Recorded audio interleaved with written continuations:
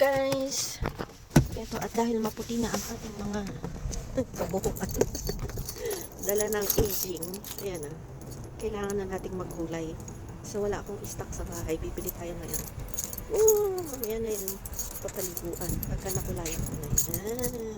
Papakita ko sa inyo kung ano yung kulay na ginagamit ko, kasi hindi ako laging nagpapaparlor kasi nga mahal. Kasi mahal dito. So pagka meron ng special occasion, so probably I'm going to the parlor around May, June, or July. Yan. Pero for now, ako lang yung nagkukulay ng tinuruan ako ng kapatid ko dati. So, mura lang siya, actually. Ito guys, yung pinangkukulay ko sa buhok. So, pina-alternate ko either dark auburn or mahogany. I think wala silang dark auburn. Dark brown or mahogany. Wala sila. So I have to look for a different kind over here. Ito. Tingnan ko may makikita akong dark auburn o kaya mahogany. So wala sila ng kulay ko. Meron ako nakita ditong soft mahogany, dark brown at saka medium golden. I think I'll get this one.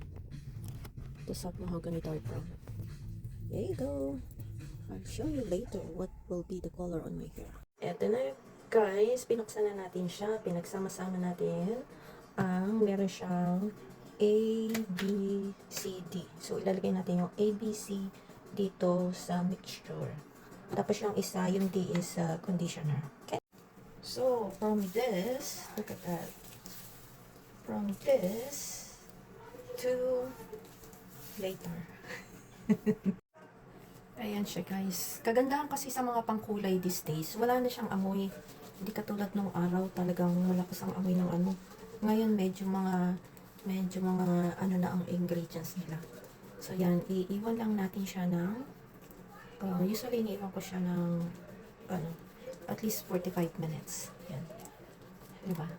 Tapos yung paligid niya, para hindi dumidikit sa skin nyo yung color, nilalagyan ko siya ng Vaseline. Paikot siya hanggang doon sa ilalim ng bisa. Okay, I'll show you later. Ito na siya guys. Hugasan na natin siya. I'll show you later kung gaano kaganda yung kulay. Okay, bye! So guys, ito na yung finished product after natin ng ma-conditioner at saka ma-blow dry. Ayan, ayan na yung kulay niya. Oh. Ayan.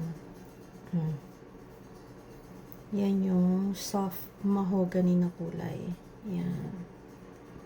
There you go. Medyo dark nga lang siya kasi gusto ko sana medyo reddish. But I cannot find that dark auburn.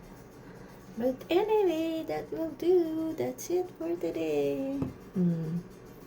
Tapos na ang hair. Good for another 6 to 8 weeks.